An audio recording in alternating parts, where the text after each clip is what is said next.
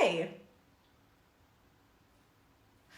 How to maximize your time and create more work-life balance. That is what we're talking about today, team. And I know that this is a big, huge topic for a lot of us, whether you're an entrepreneur, you're a business owner, if you are a corporate career woman, and you're maybe starting a business on the side, wherever you're at, this comes up everywhere. This comes up in my networking meetings. This comes up in my mentorship group. This comes up in my free group, Life Strategist with Nat. So it's really important that we take the time to discuss this, because I'm not here to tell you what work-life balance is, because you have to define and describe that for yourself. Just like success, I can't tell you what success is for you. You have to take the time to define and describe what that is for you. So I would love to know in the comments what work-life balance means for you.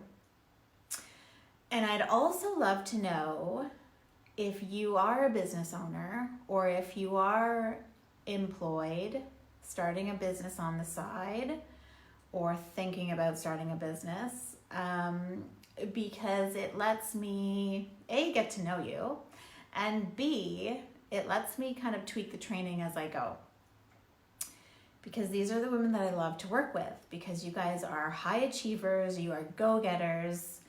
It's just that sometimes along the way, hey Allie, sometimes along the way you can get a little stuck, you can feel a little lost, you feel a little overwhelmed, and a lot of it has to do with how we're managing our time, how we're taking ownership of our lives, right? So no matter if you're at a point where you love or hate your career or your business, because it can happen sometimes, right? We can start things and then we're like, oh my gosh, what have I done? What have I gotten myself into? But it's important to find wellness and fulfillment in our life. On average, we spend 90,000 hours of our life working. So it's so easy, and I'm speaking from personal experience, both in corporate and as someone who's started a business and who's in business. I'm speaking from personal experience that it can consume you. Your career, your business, it can become all-encompassing.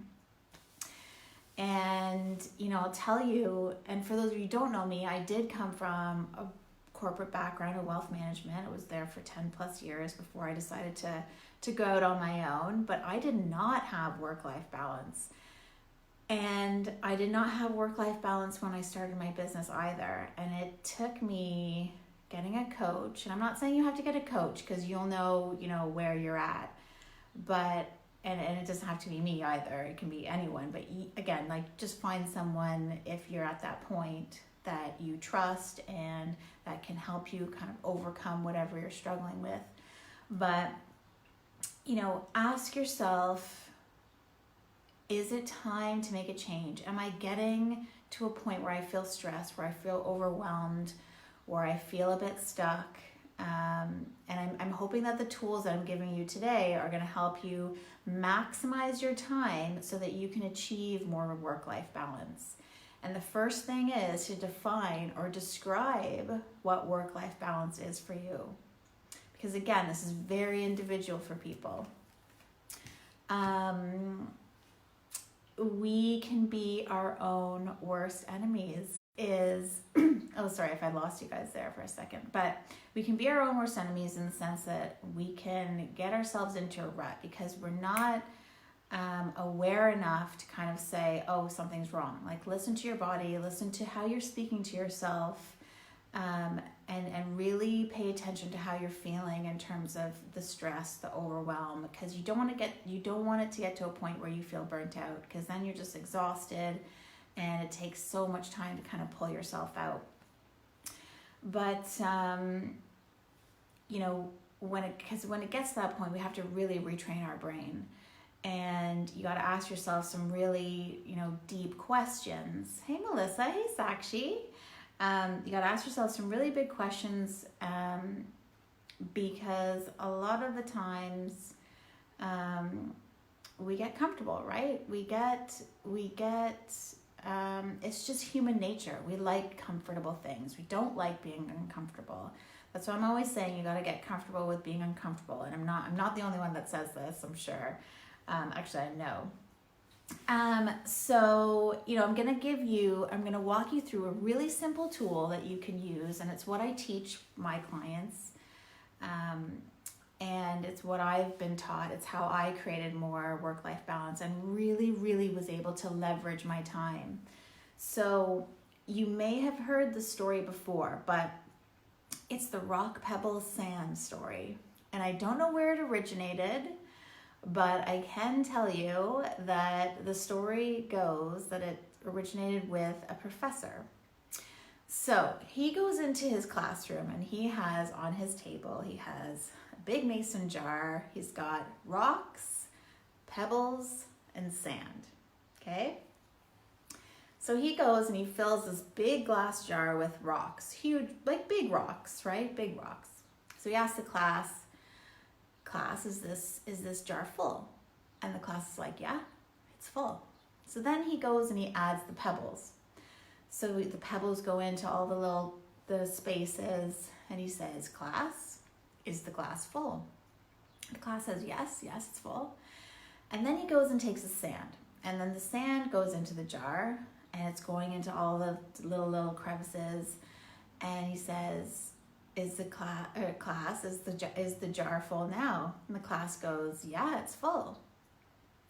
So the thing that this story is trying to tell you is that you have to put the rocks in first. The rocks represent the really important things in your life, the things that give you meaning, the things that fulfill you, things like family, things like your health.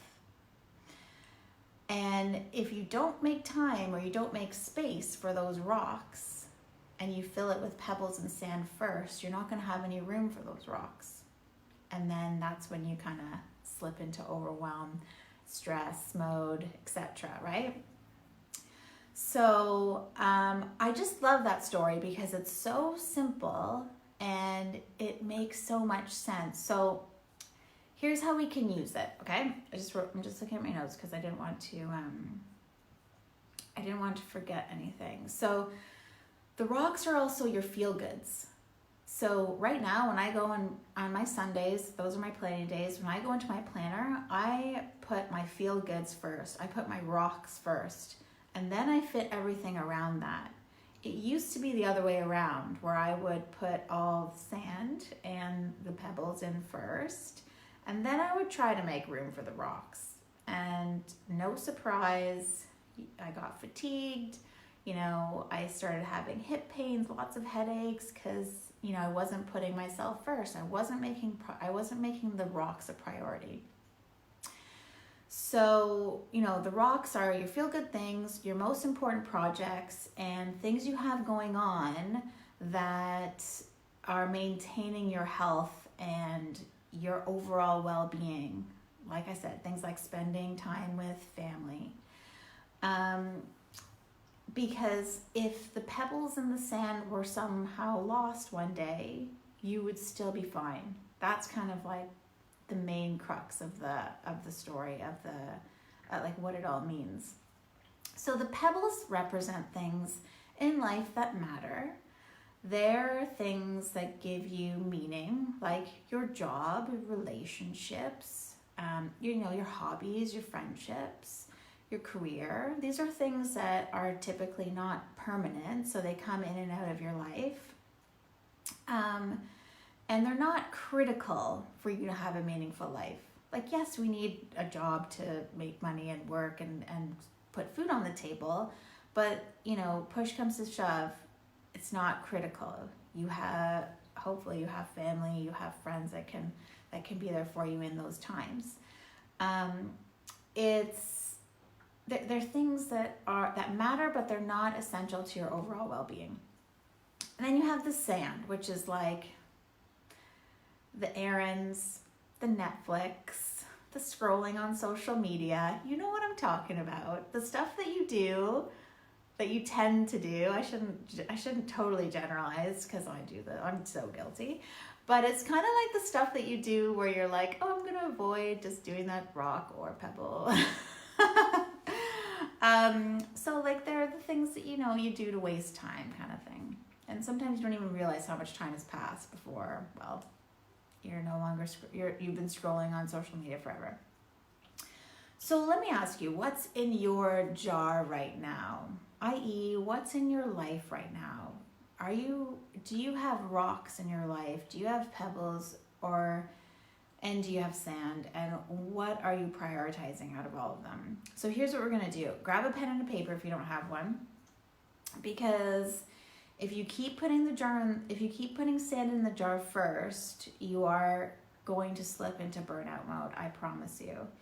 You're not gonna have time for the things that really matter, and it's going to be very hard to build a business and be successful in your career and generate that wealth that you want. And I'm not talking just finance, right? It's that feeling of abundance. Wellness is a state of being. It's an active process of making choices towards a healthy, fulfilling life. And wealth is the result of that, because it's that feeling of abundance. Because when you feel good, then you feel unstoppable. Nothing can tear you down. You can handle anything that comes your way. So if you want more life balance, if you want more work-life balance, pay attention to the rocks. Pay attention to the things that are critical to your overall well-being and how you feel. So things like exercise, things like, building a career or a business that is personally rewarding, right? That lets you make that impact that you want to make. Pay close attention to your health, which I was saying. Spend time with your family, build solid relationships, whether that be with your partner or with your kids, or having a close-knit network is really, really important for your overall well-being.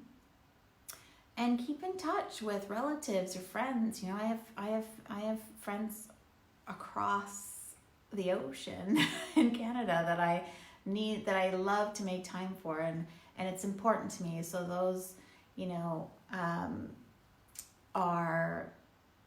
have to plan those in. And I would say, if you don't have a planner, go and get a planner. Get a planner that makes you feel really good. I know people struggle with, it's paper and I don't like paper, but honestly, try both ways. I personally love the paper because when I open it, it's like, I can see everything and I don't get lost, and I have color coding because I love colors. I'm a bit of a nerd that way, but I'm okay with it. So how do you maximize your time for better work-life balance? So I'm going to give you a couple steps here, and this is really key. So if you guys have been hanging on, this is like the what is it? The pod at the end of the rainbow, I guess I could say. So make a list of all your life buckets. This is what I teach my clients. This is what I help them to do. And this is practice. Practice makes progress. So make a list of all your life buckets. So, you have your relationships, you have your career, your business, you have, your health, right? You have self-care. So things like, getting your nails done, getting your hair done, things that make you feel good. Getting out into nature, exercising. Then you want to write down the activities that you do under each one. So under each bucket, write down the activities that you do on a regular basis. I'm not talking about like one-offs. These are things that you do on a regular basis. Put them under each bucket. So things like laundry, find where that fits. If you have a home category, maybe that goes in there. Cleaning.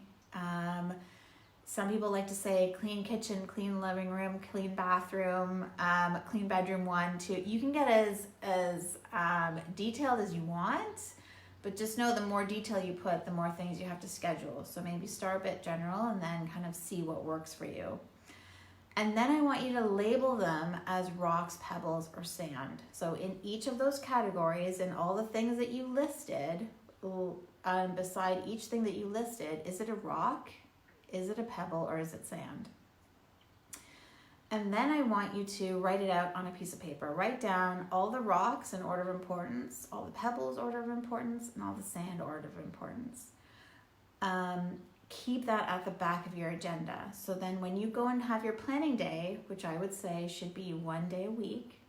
I do mine on Sundays, but not saying that you have to, but commit to 1 day a week, at least for a month or something, and just see how it feels. Maybe it's not the right day, you can tweak, but this is a practice makes progress kind of thing. And keep it at the back of your agenda so that every planning day you kind of go through the list and you're like, okay, I'm going to schedule everything. Maybe I don't need to schedule my hair this week because I got it done last week. I got to do mine, but anyway. Maybe I don't need to get my nails done this week. Maybe I don't, well, you're going to have to do, I shouldn't say have to, but exercise is a big one for me. So that goes in first because I know that that's a rock for me. If I don't do that, I don't feel good, right? Exercise has tons of benefits. It releases like those happy hormones, right? So you need to get into there. You need to start releasing that, especially if you're in a kind of rut right now or you're not kind of feeling that great. And if you're struggling with work-life balance, come over and join my group. I'll put the link around here somewhere.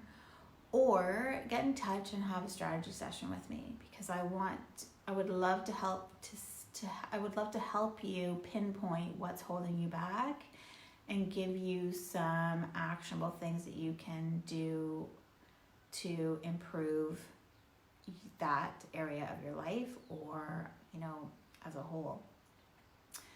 And I was gonna say I have an announcement, but I think I might hold off just one more week because I think I pushed it back because I was planning and I thought, if I do it too soon, I don't want to burn myself out because then I can't be there for you guys. But let's see what Sakshi said. Hey, Megan. Okay, so exactly, loved it. Until we value ourselves, we won't value our time. Until we value our time, we won't do anything without it. The key is not to prioritize what's on our schedule, but to schedule our priorities. Yes, exactly. I couldn't have said it better myself. God, I love when you're on here. She's always giving such great insights. So that's it for this week. I would say go back and listen in. But really, to maximize your time, to create work-life balance, you need to master your planning. You need to make time, just like Sakshi was saying, you need to schedule your priorities and you need to know what's a priority. You will make time for your priorities, but you got to prioritize what you make time for, right? So I'll love you and leave you. I hope you are having a great week, and I will see you next week. Oh, happy International Women's Day on Sunday.